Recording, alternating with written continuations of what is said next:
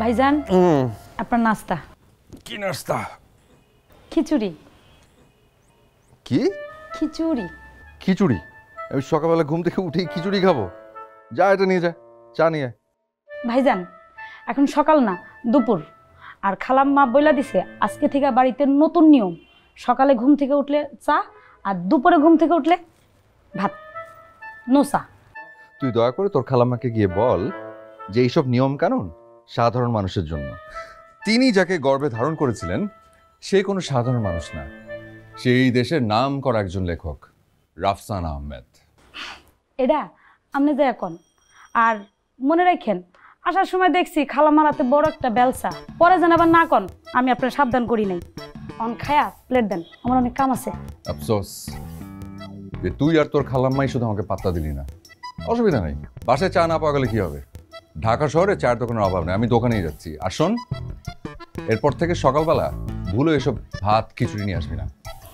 আপনি তো দোকানে এমনিই যাইতেন, দোকানে যায় চা খাওয়ার লাগে যে সিগারেটটা খাইতেন, এটা আমি অহনি খালাম্মারে যায় কইতাছি।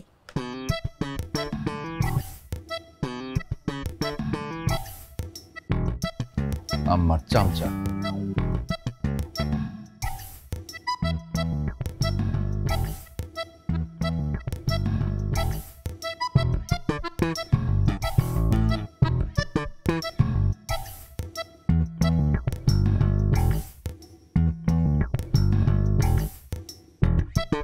রাফসান, হ্যাঁ মা। খাবি চল। খাবো মানে? আমি খেয়ে নিয়েছি তো। আসমা খিচুড়ি দিয়ে গেল না? আরে ওটা তো সকালে নাস্তা, দুপুরে খাবি চল। শোনো মা, কোনো মানুষ যখন দুপুর 1টার সময় কিছু খায় তখন সেটা নাস্তা থাকে না, সেটা তখন লাঞ্চ হয়ে যায়। আর মানুষের পেটের মধ্যে এমন কোনো সিস্টেম নেই যে কোনো খাবার ঢোকার পরে সেটা 1 ঘন্টার মধ্যে হজম হয়ে যাবে। অ্যাটলিস্ট আমার হয় না। জ্ঞান দিবি না, আমি তোর বইয়ের পাঠক না, আমি তোর মা। তোরে জ্ঞান শুনতে আমার ইচ্ছে করছে না। তা তুই রেডি হচ্ছিস এই ভর দুপুরে? কোথাও যাবি নাকি? হ্যাঁ, রাতে একটা পার্টি আছে।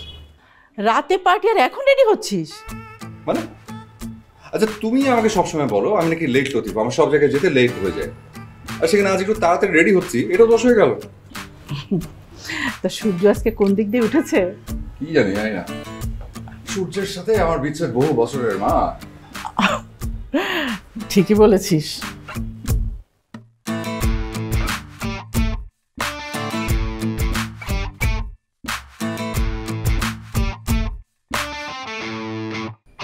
ওই যে দূরে দাঁড়িয়ে সুন্দর করে হেসে হেসে কথা বলছে যে মেয়েটা, ওটাই অরিন হক। আমি দূর হতে তাহাকেই দেখেছি আর মুগ্ধ হয়ে চোখে চেয়ে থেকেছি। আর তার সাথে এটাও ভাবছি নিজে থেকে যেচে কথা বলবো নাকি। কাজ ঠিক হবে না, সবাই ভাববে বিখ্যাত গায়িকা দেখে ভাব জমাতে গেছি। তার চেয়ে দূর থেকে দেখাই ভালো। ও ড্যাম, সে কি? আমার চাহনিতে কি কোনো জাদু আছে নাকি? মেয়ে তো দেখছি এদিকে আসছে, আমি যে তাকিয়ে আছি সেটা কি দেখে ফেলো নাকি?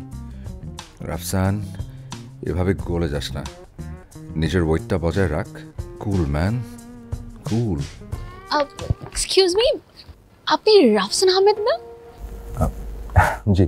হাই, আমি আপনার লেখার ভীষণ ভক্ত, আমি আপনার সবগুলো বই পড়েছি। Well, thanks. Excuse me. Thank you. আমি একটা কথা বলছিলাম। ও হ্যাঁ, তাই তো। না, আমি বলতে চাচ্ছিলাম যে আপনি এত ভালো কি করে লেখেন বলেন তো? আই এম সরি, আমি মনে হয় আপনাকে বিরক্ত করছি। না মানে এই পার্টিতে যারা এসেছে সবার বিহেভিয়ার খুব মেকি মনে হচ্ছিল, তো আপনার লেখা যেহেতু আমার খুব পছন্দ, এই জন্য কথা বলতে এসেছিলাম। আপনি সত্যি আমার বই পড়েছেন? হ্যাঁ অবশ্যই, নাহলে শুধু শুধু মিথ্যা কথা কেন বলবো? আমার মনে হয় না। আপনি যেরকম বিখ্যাত গায়িকা, আপনার বই পড়ার সময় কোথায়? আর তাছাড়া এসব পার্টিতে আপনারা যে নিজেদেরকে ইন্টেলেকচুয়াল প্রমাণ করার জন্য বলে থাকেন যে আমি বই পড়ি, এটা আমি জানি। আপনার জানাটা কিন্তু খুব ভুল। মানে আপনার 4টা বই আমি পড়েছি। আপনার প্রথম বই হলো অনুভূতি সমগ্র, দ্বিতীয়টা আপন ভুলিয়া। আর আমার সবচেয়ে ফেভারিট হচ্ছে গল্পগ্রন্থ, যেটার নাম মিথ্যে ঘটনার অবলম্বন।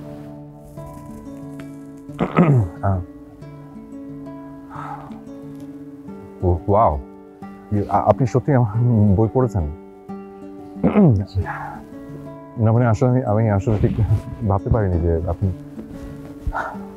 মানে আপনার মতো এত বিখ্যাত একজন গায়িকা আমার বই পড়ার সময় পাবে কিংবা আমাকে চিনবে।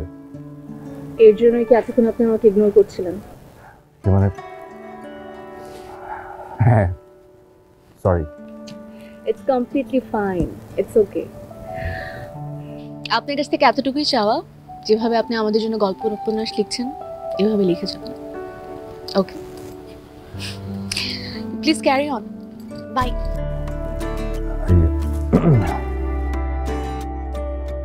ড্যাম রাফসান, তুই না একটা গাধা।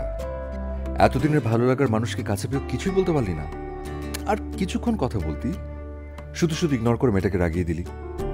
আর তোর সাথে কথা বলতে আসবে না। এখন আর এই পার্টিতে বসে থেকে কোনো লাভ নেই।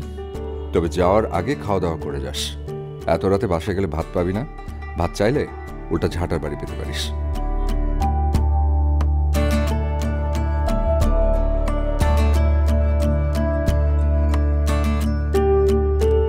কি সমস্যা হয়েছে বোঝা যাচ্ছে? সে কি, আপনি চলে যাচ্ছেন? হ্যাঁ, কালকে সকালে একটা রেকর্ডিং আছে তো একটু বাসে যাচ্ছিলাম যে রেস্ট করতে।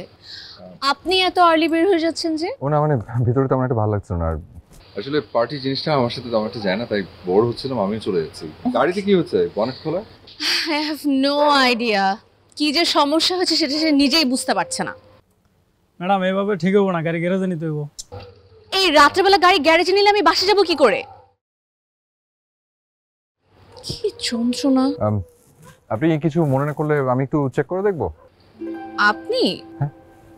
হ্যাঁ শিওর, প্লিজ। স্যার এত বছর গাড়ি চালায় গাড়ির রোগ ধরতে বললাম না, আর আপনি ধরে বলে দেন। ঠিক আছে দেখেন। এদিকে এসো, শোনো। গাড়ির সমস্যাটা আমি ধরে ফেলেছি। গাড়ির সমস্যাটা এখানে না অন্যখানে সেটা আমি খুব ভালো মতো বুঝতে পারছি। ঠিক আছে, এখন তোমাকে আমি বলি, তুমি শোনো। তুমি গাড়িতে উঠবে, আমি যখন বলবো তখন গাড়িটা স্টার্ট দিবে। বোঝা গেছে? ঠিক আছে। যাও গাড়িতে উঠো। ঠিক আছে।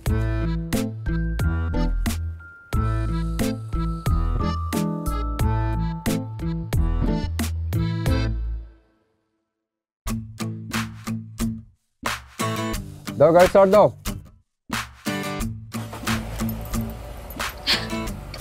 ব্যাস হয়ে গেল। আমি তো এতক্ষণ জানতাম যে আপনি খুব ভালো লেখেন, এখন দেখছি আপনি allrounder. Thank you so much. You are welcome. যদি কিছু না মনে করেন, অনেক রাত হয়ে গেছে, আমি আপনাকে লিফট দিই প্লিজ। মানে না বলবেন না। আচ্ছা ঠিক আছে, থ্যাংক ইউ।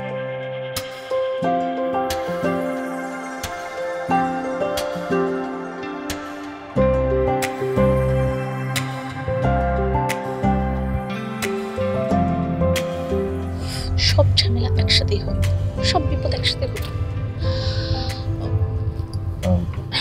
কি হচ্ছে? আমার ফোন থেকে কোথাও কলও যাচ্ছে না, মেসেজও আসছে না, আমি বুঝতে পারছি না কি হচ্ছে। আচ্ছা, আমি কি আপনার ফোনটা একটু ইউজ করতে পারি? একটু আর্জেন্ট। না মানে আই এম সরি ভাই, আমার ফোন আসলে চার্জ নেই। কাল রাতে চার্জ দিতে ভুলে গেছিলাম, ওই ফোনটা ডেড হয়ে গেছে। Phone dead? আপনাকে যদি এখন কেউ খুঁজে তাহলে আপনাকে কিভাবে পাবে?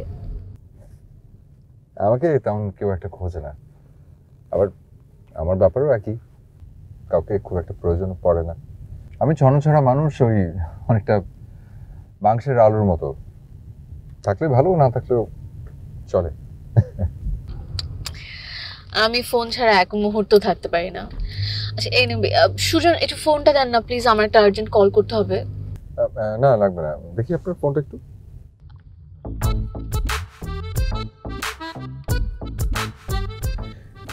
নিন, ঠিক হয়ে গেছে। ঠিক হয়ে গেছে মানে? দেখি তো।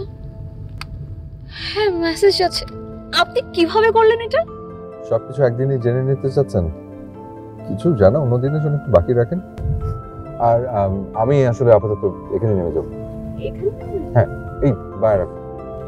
এখানে। Thank you so much for all the help. আপনাকে অনেক থ্যাংক ইউ আমাকে এত দূর পর্যন্ত লিভ দেওয়ার জন্য। আসি, দেখা হবে। শুভরাত্রি। শুভরাত্রি।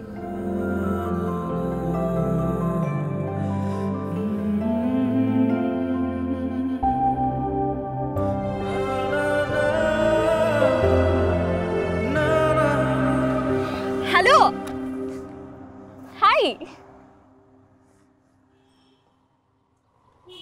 আপনি এদিকে? না মানে এই তো এদিকে একটু কাজ ছিল আমার। আপনি? আমার ওই যে পাশের স্টুডিওতে একটা রেকর্ডিং ছিল। ও আচ্ছা, কেমন হয়েছে? ভালো হয়েছে। কেমন আছেন?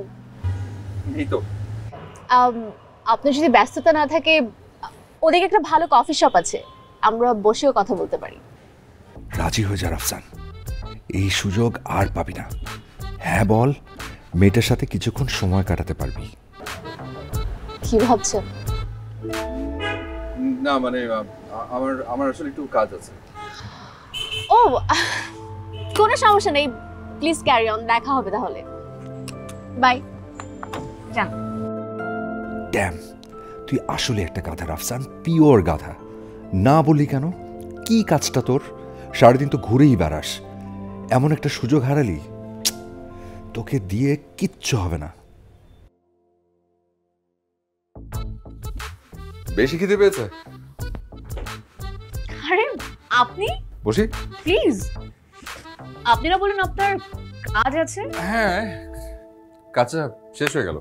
ভাবলাম যে আপনার দাওয়াতটা নিয়ে নিই, অ্যাটলিস্ট একটু এসে চা কফি কিছু একটা খাই। খুব ভালো করেছেন এসেছেন, কিন্তু এটা বুঝতে পারছি না যে আপনি কিভাবে জানলেন যে আমি এই রেস্টুরেন্টে আছি। সিম্পল, আমি ম্যাজিক জানি। কি? হ্যাঁ। আপনি বলছেন আপনি জাদু জানেন? হুম। নাকি আপনি আমাকে ফলো করছিলেন? আচ্ছা, কি আশ্চর্য, পায়ে হাঁটা একজন মানুষ গাড়িতে চড়া একজনকে ফলো করতে পারে? এটা কখনো যৌক্তিক? আর তাছাড়া লেখকরা সামটাইমস বানিয়ে বানিয়ে লেখে ঠিকই, কিন্তু তারা সারাক্ষণ মিথ্যে কথা বানিয়ে বলে, এটা কিন্তু ঠিক না। তাহলে আপনি বলতে চাচ্ছেন আপনি আসলেই জাদু জানেন? প্রমাণ চান? না না না, প্রমাণ চাই না। মানে আমি যদি জেনে যাই আপনি আসলেই জাদু জানেন না, তাহলে হয়তো আমার মনটা খারাপ। এসব কথা বাদ দিন, আপনি কি খাবেন বলেন? একটা কফি হলেই চলবে। শুধু কফি? কফি উইথ কোয়েল কণ্ঠী। এক্সকিউজ মি, এটা একটু ট্রাই করতে পারেন। না না, ইটস ফাইন। আরে এটা খুবই মজা, জাস্ট ট্রাই।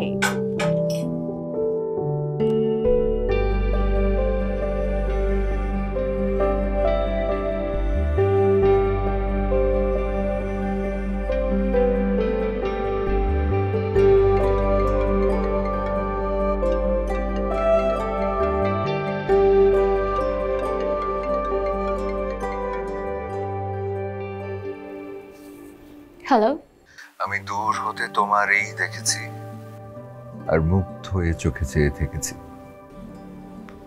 এক্সকিউজ মি, কবিগুরুর এই গানটাও কিন্তু আপনার গলায় চমৎকার লাগে।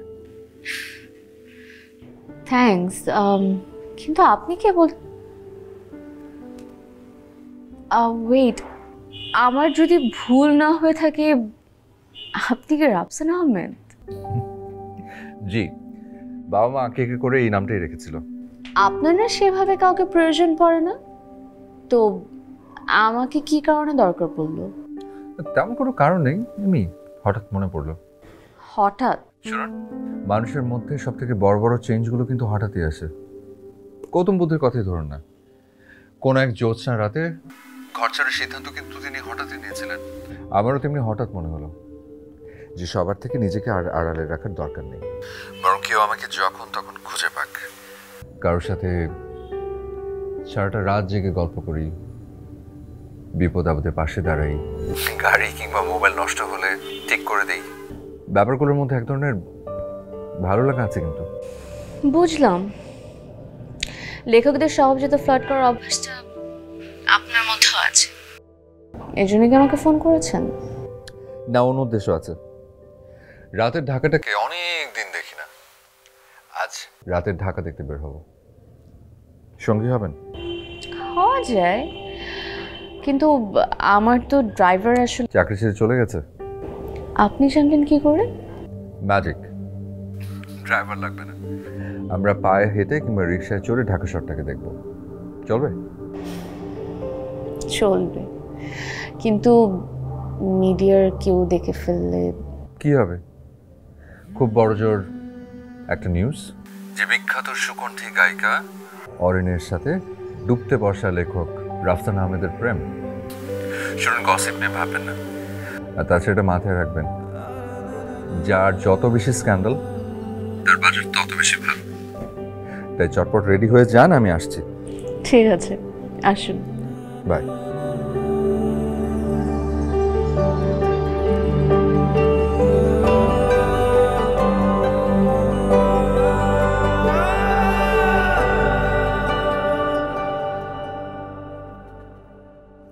আপনি কি প্রায় এরকম বের হন? হ্যাঁ, মাঝে মাঝে। অবশ্য এবার বেশ অনেকদিন পর রাতের ঢাকা দেখতে বের হলাম। রাতের ঢাকায় আমার কাছে বেশি ভালো লাগে।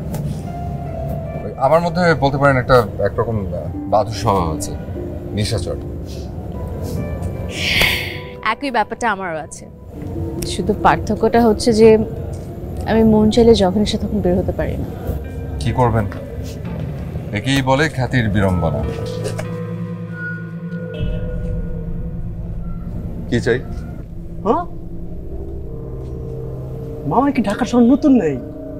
এই অন্ধকার রাইতে আগাছা দিয়ে খারাইছি, কয় কি চাই? কি চাই বোঝেন না? এবার বুঝেন? দেখেন, আমার কাছে বেশি কিছু নেই, যা আছে আমি সব দিয়ে দিচ্ছি। আপনারা প্লিজ এইগুলো নিয়ে চলে যান। এই কারণে, এই একটা কারণে মাইয়া মানুষের আমার না সেই ভালো লাগে। হেরার মাথাতে এত বুদ্ধি। আবা, আপনার কিচ্ছু দেওয়ান লাগবো না, আপনি শুধু যাওয়ানোর সময় 2টা লাইন গান নিয়ে যাবেন আর রিমান্ডার চেক করুন। এই খবরদার, এক পাও কেউ আগাবো না। আমি তোমাদের কিচ্ছু দিব না। এটা আওয়াজ করে, একটা আওয়াজ ফুটা করে দিব, চিনস? তাই ফুটা করে দিবা? ফুটা যে করবা জিনিস আছে? জিনিস না, জিনিস। আরে ফুল নিচে ফেলে দিলে কেন? ফুল কখনো রাস্তায় ফেলতে হয় না। পার্টিতে ঝামেলা আছে। না, এই ফুলটা ধরো, এখান থেকে সোজা বাসে চলে যাবে, ঠিক আছে? আগামী 1 সপ্তাহ ঘর থেকে বের হবে না। আর যদি বের হও তাহলে তোমার ওই জিনিসের মতো তোমাদেরকেও একদম বোঝা গেছে? চল।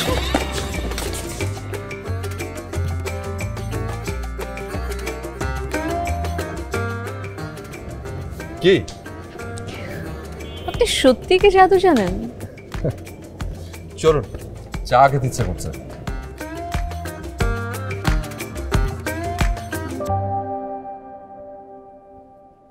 রমেশ, হ্যাঁ রমেশ, ঘুমোচ্ছ নাকি?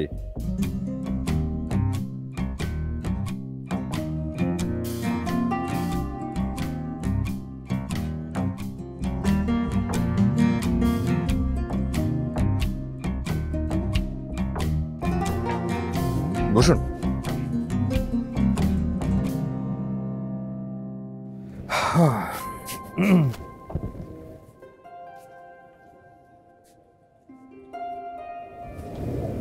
আশ্চর্য, লোকের কিছু না জিজ্ঞেস করে চা বানানো শুরু করে দিল। ও না, আমার পরিচিত।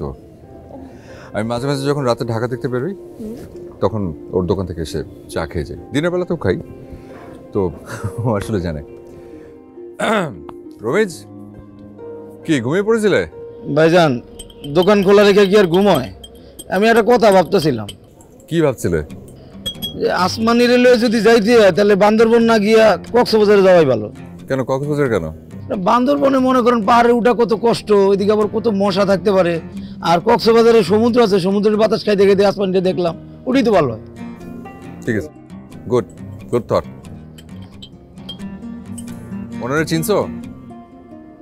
ওনারে কেনা চিনে, কত বড় গায়িকা। দেখতে খুব সুন্দর না? সুন্দর।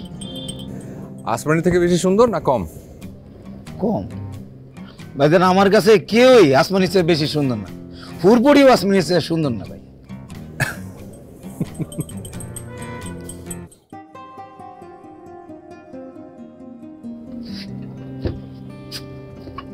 নিন।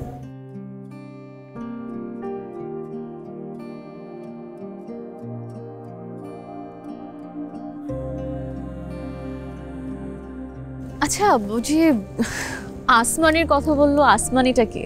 তার ওয়াইফ? আরে না, আসমানি হচ্ছে রুমিজের এক্স গার্লফ্রেন্ড। একসময় দুজনকে খুব ভালোবাসত, তারপর তারা হঠাৎ একদিন ঠিক করে যে দুজন পালিয়ে বিয়ে করে ফেলবে, কারণ আসমানির পরিবার রুমিজকে পছন্দ করতো না। কিন্তু শেষ মুহূর্ত পর্যন্ত রুমিজ যদিও অপেক্ষা করেছিল, আসমানি আসে। তখন রুমিজ ভীষণ কষ্ট পায়, অনেক বড় প্রেমিক পুরুষ তো, সেই দুঃখে আজ পর্যন্ত বিয়েও করেনি। আর ওদিকে আসমানি তার বাবার পছন্দের এক ছেলেকে বিয়ে করে ফেলে। কিন্তু এখানে একটা অদ্ভুত ব্যাপার আছে। আমি খোঁজ নিয়ে জেনেছি যে আসমানি যেখানে থাকে তার খুব কাছাকাছি একটা ঘর ভাড়া নিয়ে রমিজও থাকে, কিন্তু কখনো আসমানির সামনে যায় না। আসলে বেচারা আসমানি থেকে দূরে থাকতে পারে না। প্রেমের গল্প? এরকম প্রেমের গল্প কিন্তু নাটক, উপন্যাস বা সিনেমা ছাড়া বাস্তব জীবনে দেখাই যায় না। রবিজের আবার খুব শখ যে তার এই প্রেমের গল্পটা আমি লিখব, কিন্তু শেষটা একটু চেঞ্জ হবে। গল্পের শেষটা সুখে হবে, রমিজ আর আসমানি সুখের সংসার করবে। তো লিখছেন না কেন? ইচ্ছে করি। কিছু কিছু গল্প বাস্তবে সুন্দর থাকে, লিখতে গেলে সৌন্দর্য নষ্ট হবে, কৃত্রিম লাগে। তা ঠিক। আপনার বাসার সামনে চলে এসেছি। হ্যাঁ, আসি তাহলে। শুভরাত্রি।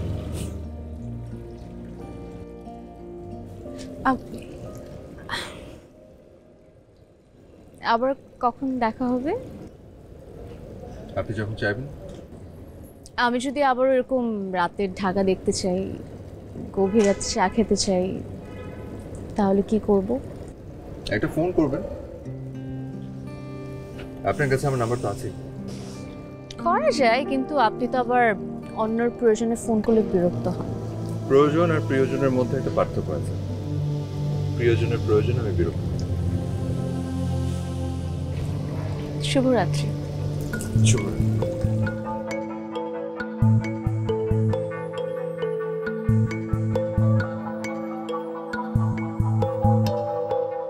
কোনো না কোনো ছুতোয় টান পড়ে মন সুতোয়, বেহায়ায় আমি তোর কাছে ছুটে যাই।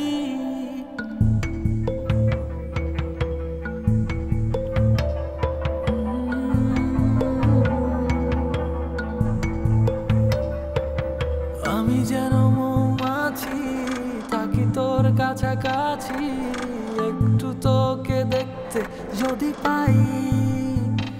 ও কোনো না কোনো ছুতোয় টান পড়ে মন সুতোয়, বেহায়ায় আমি তোর কাছে ছুটে যাই।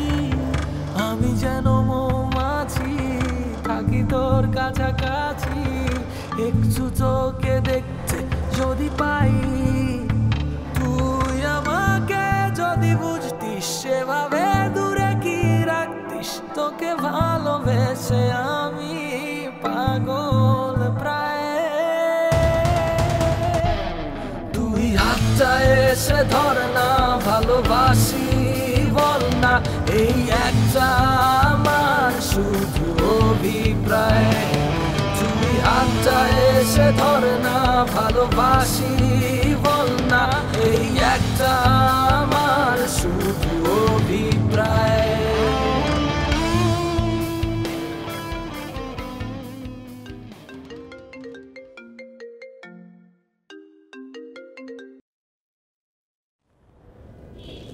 হ্যালো,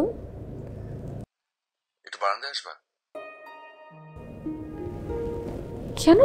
তুমি কোথায়? আসো না।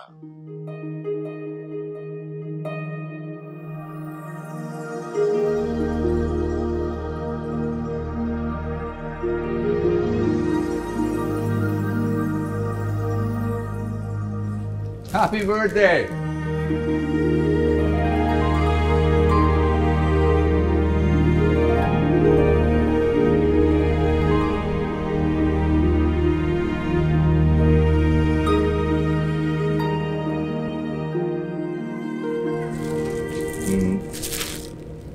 তোমার জন্য। Thank you. You're welcome. কিন্তু তোমার ভাগ্য যে কি পরিমাণ খারাপ সেটা তুমি জানো? কিভাবে? তোমার জন্ম যদি এখন না হয়ে অনেক বছর আগে হতো তাহলে কত কিছু হতো জানো? কিভাবে? লিওনার্দো দা ভিঞ্চি তার বিখ্যাত ছবি মোনালিসার বদলে তোমাকে আঁকতেন। এই রাতে রবীন্দ্রনাথ ঠাকুর কিংবা রবার্ট ফ্রস্ট তোমাকে ভেবে লিখতেন তাদের জীবনের সব থেকে সুন্দর কবিতাগুলো। জীবনানন্দ দাশ লিখতেন, আমাকে দুদণ্ড শান্তি দিয়েছিল উত্তরার অরিন হক। যদি সম্রাট শাহজাহানের আমলে তোমার জন্ম হলে তাজমহলের বদলে আমরা পেতাম অরিন মহল। Albert Einstein theory of relativity ভুলে গেল তোমার জন্মদিন নিশ্চয়ই বলতেন না। কিন্তু এসবের কিছুই হলো না। তোমার জন্ম হলো আমার সময়, আর তুমি পেলে খুব সাধারণ একটা birthday wish. Happy birthday once again. অনেক অনেক শুভকামনা তোমার জন্য। Thank you, it means a lot. My pleasure. এখন চলো আমরা কেক কাটবো। একটা কথা ছিল। বলো। মানে গুগলে আমার বার্থডেটা আসলে ভুল দেওয়া। আজকে আমার বার্থডে না, আমার বার্থডে আসলে সেপ্টেম্বরে, and I am so sorry for that. এটাই। ও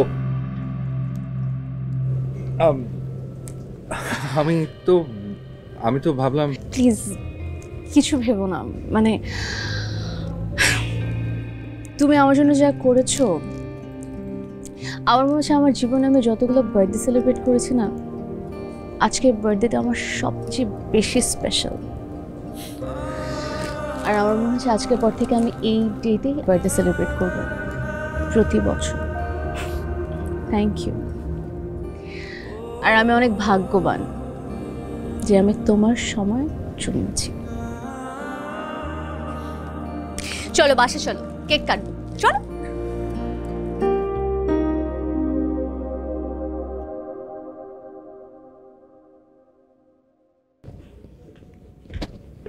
সরি সরি, একটু লেট হয়ে গেল। এই যে আরটিভি লাইভটা না, মানে শেষ হতে একটু বেশি দেরি হয়ে গেলাম, সো সরি। বসো।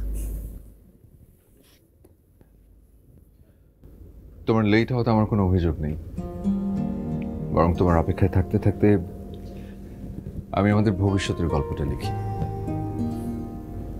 তুমি যে আসছো এই ভাবনাটাই এত মিষ্টি যে তোমার জন্য অনেকক্ষণ সময় অপেক্ষা করে থাকলে সেটা এক নিমেষে কেটে যায়। কি ব্যাপার, লেখক সাহেব আজ বেশ রোমান্টিক হচ্ছে। সব তোমার কৃতিত্ব। তুমি জীবনে আসার পর থেকে সব রোমান্টিক গল্প মাথায় আসছে। প্রেম যে সবসময় সুন্দর, এই কথাটা আবার প্রমাণিত হলো। কিছু অর্ডার করেছো? তোমার প্রিয় ব্ল্যাক ফরেস্ট। ব্ল্যাক ফরেস্ট, ব্যাপারটা কি বলো তো? মানে আজ কি কোনো স্পেশাল ডে? আজ আমার খুব স্পেশাল একটা দিন। কি স্পেশাল? বলবো, আগে খাবার আসুক, পরে বলবো। বলবে বলবে বলবে করে তো অনেক কিছুই বলো না। গাড়িটা কিভাবে ঠিক করলাম, মোবাইলই বা কিভাবে, বা পিস্তল কিভাবে ফুল হয়ে গেল, এগুলো কি মানে সব ম্যাজিক? সত্যি বলবো, গাড়ি আর মোবাইলেরটা ছাড়া বাকি সব কিছু ছিল হচ্ছে ম্যাজিক, মানে ট্রিক্স। আমার ছোটবেলা থেকে ম্যাজিকের উপর খুব আগ্রহ ছিল, ভেবেছিলাম বড় হয়ে জুয়েলাইজ হবো, কিন্তু ম্যাজিশিয়ান হওয়া তো এত সহজ না, তাই নিজেদের লোককে ম্যাজিক দেখাই। এখন সার্ভ করে দেবো? হ্যাঁ, দিতে পারেন। জি স্যার, থ্যাংক ইউ স্যার। ও আচ্ছা, গাড়ির বিষয়টা ছিল অন্য। তোমার ড্রাইভারের সাথে আমার কথাগুলো মনে হয়েছে যে ওই ব্যাটা তোমার কাছ থেকে অহেতুক টাকা খসানোর ধান্দায় আছে, এবং আমি গাড়িটা চেক করলাম, কথার সত্যতা পেলাম। পরের দিন তোমার ড্রাইভারের সাথে দেখা করে আমি তাকে সেই কথাটা জানাই, এই জন্য ভয়েসে চাকরি ছেড়েই চলে গেছে। আর মোবাইলের ব্যাপারটা ওটা আরও সিম্পল। প্রথমত তুমি খুব তাড়াহুড়াই ছিলে, আর দ্বিতীয়ত আমার ধারণা যে তুমিও অনেক আগে থেকে আমাকে পছন্দ করতে, তাই তোমার মোবাইল যে কখন ফ্লাইট মোডে চলে গেছে তুমি খেয়ালই করোনি, আর সেই সুযোগে আমিও তোমাকে ইমপ্রেস করার একটা সুযোগ পেয়ে গেলাম। আচ্ছা, তার মানে ফেথ হেল্পস ইউ। তুমি ফেইটে বিশ্বাস করো? করি। আমিও করি, আর তাই আমার মনে হয় যে তোমার সাথে আমার দেখা হয়ে যাওয়াটার মধ্যে একটা পারপাস আছে।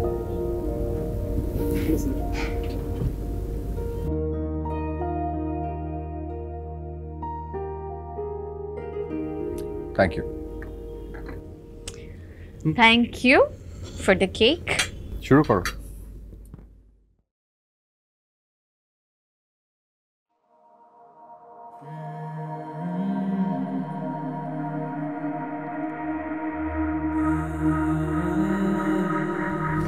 দাও।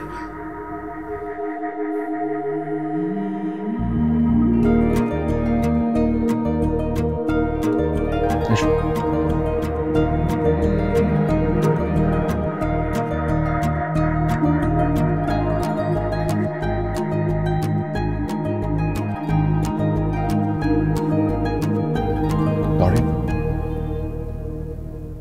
আমাকে বিয়ে করবে তুমি?